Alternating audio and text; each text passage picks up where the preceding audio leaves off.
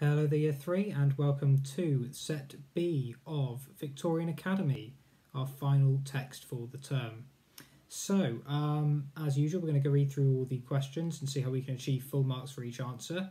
But obviously, we're going to once again insert myself from last week, reading the text back to you, so you've got that, and then we're going to go through the questions. So, here you go. Here is me from last week, reading you the text.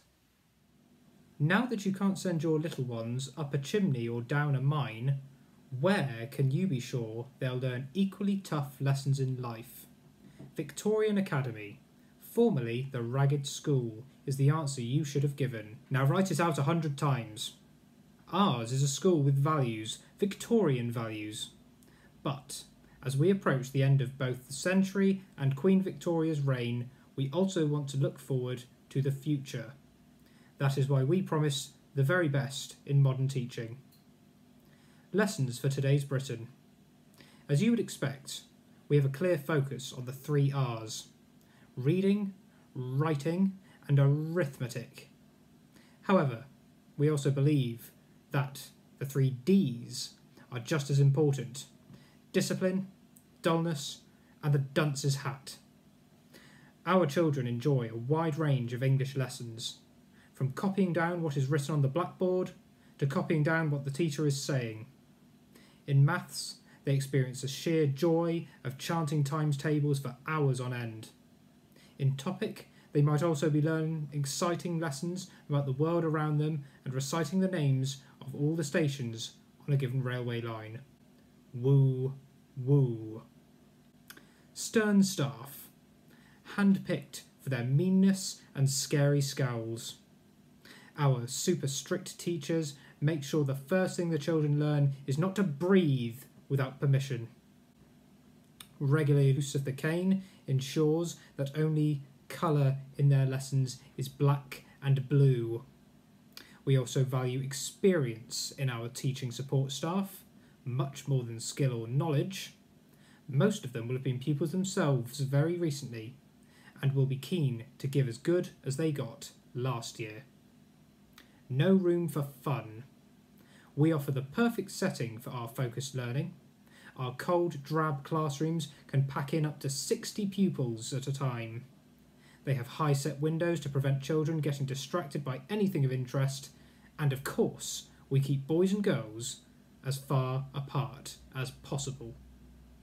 When you send your children to the Victorian Academy, you can rest assured that they will hate every minute of it, as every child should. What's more, with all the repetition, misery and harsh rules, you can be sure they'll never learn to think for themselves. There is simply no better preparation for today's workplace. Victorian Academy. It's free, isn't it? What did you expect? And there you go. So now we're going to go through the questions and see how we can achieve full marks for each answer. So starting with vocabulary question 1. Look at the first paragraph. Find and copy a word that means the same. Look at the first paragraph. Find and copy a word that means the same. So where am I looking? That's right, the first paragraph, and I'm going to find and copy a word that means the same. So, let's have a look. First paragraph. Now that you can't send your little ones up and down a chimney or a mine, where can you be sure they'll learn equally tough lessons in life? It's that word equally, isn't it? As we know in maths, equals means the same as. That's right, equals means the same as, so equally means the same, doesn't it? Okay, so number 2. The 3 D's are just as important: discipline, dullness, and the dunce's hat. Which group of words means the same as discipline in this sentence? The 3 D's are just as important: discipline, dullness, and the dunce's hat. Which group of words means the same as discipline in this sentence? Tick 1. So we have other subjects, rules and punishment, fun and games, or circle time. So which one of those means the same thing as discipline, dullness, and the dunce's hat? Well, this should be quite straightforward. It's definitely not fun and games. It's definitely not circle time. Those are completely out of the question on that one. It certainly doesn't mean other subjects. So the only one it does fit is rules and punishments. The only one that makes sense, isn't it? So that is the one we tick. Question 3. Experience the sheer joy of chanting times tables. What does chanting mean? Experience the sheer joy of chanting times tables. What does chanting mean? So if you chant something, again, this is one of those words you need to know. Hopefully you do know it though. Is when we basically repeat something over and over again. When you chant something like times tables, it's done in a rhythmic way. So I wrote down repeating words over and over in a rhythmic way all together. Okay, so that is basically a way that you chant something, is when bunch of you all chant something in a rhythmic way at the same time. So there you go. Retrieval, question 4. Apart from the century, what is approaching its end? Apart from the century, what is approaching its end? So something is approaching its end apart from the century, so don't write the century. It says apart from the century. So I'm not going to write that in my answer, am I? That is not part of it. It says apart from the century, so not including the century, what is approaching its end? So I'm going to look through the text to see what's approaching its end. If you look in that second paragraph, ours is a school with values, Victorian values. But as we approach the end of both the century and Queen Victoria's reign. There we go. Okay, so what's approaching its end? Queen Victoria's reign, isn't it? Okay, apart from the century, we know the century is coming to an end. Okay, but this doesn't want us to include that, does it? It just wants the other bit. So, and Queen Victoria's reign, we just need to write down Queen Victoria's reign. That gets us the mark. Okay, so definitely don't write the century. If you wrote the century in there, I'm afraid you've actually lost the marks. You didn't answer the question correctly. Question 5. What were the 3 R's? What were the 3 R's? So again, that was quite clearly shown in the text. It's in that section, Lessons for Today's Britain. And it says right in the first line, doesn't it? As you would expect, you have a clear focus on the 3 R's. They're in inverted commas, and it lists them. It says reading, writing, and arithmetic. Okay? And as you can see, it's very cleverly in this text to put capital R's, even though we know that the writing and arithmetic don't begin with an R. They've done that deliberately, haven't they? Okay? It's sort of an effect that's created in there. So it's sort of the 3 R's, because they sound like they begin with an R, don't they? Writing and arithmetic is sort of like that stress on it. So the 3 R's, reading, writing, and arithmetic. That's what you need to write down, reading, writing, and arithmetic. Okay, question 6. What does the text say that the pupils of Victorian Academy would never be able to do? What does the text say that the pupils of Victorian Academy would never be able to do? So we need to have a think. What does the text say? And I'm going to need to find some evidence to prove that. Now, if I look through the text, and I can actually remember where this came up, but if you look through the text, you should be able to find something that they would never be able to do. Right in the final paragraph, okay, last paragraph. What's more, with all the repetition, misery and harsh rules, you can be sure that they'll never learn to think for themselves. So what will they never be able to do? Think for themselves. That's it, isn't it? Think for themselves. That's the answer. Okay, question 7. Inference. Look at the first paragraph. What are the Academy's lessons as tough as? Look at the first paragraph. What are the Academy's lessons as tough as? So, if you look back at the first paragraph, like it's telling us to, what were the Academy's lessons as tough as?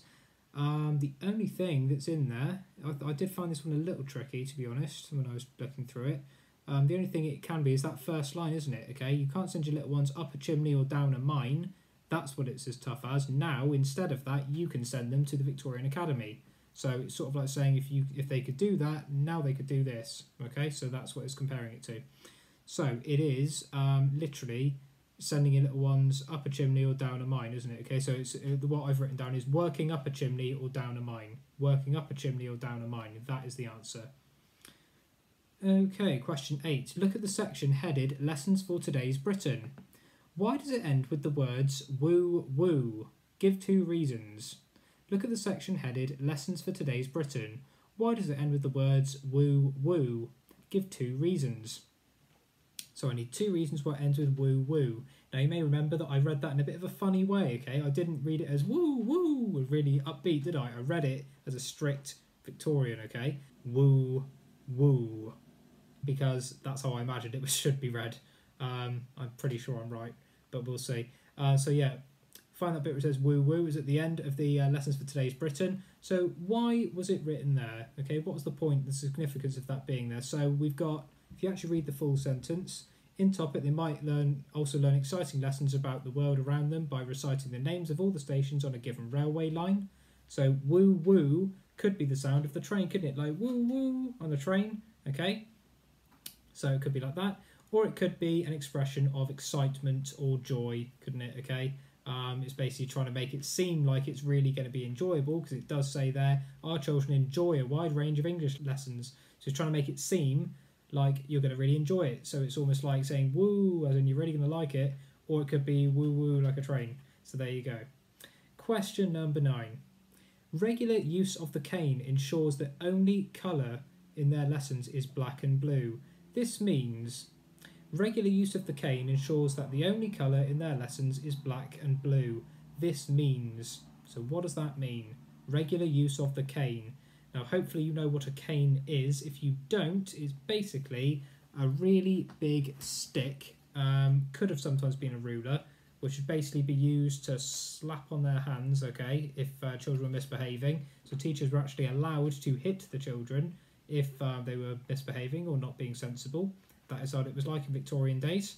So regular use of the cane means regularly hitting children ensures that the only colour in their lessons is black and blue. What does that mean?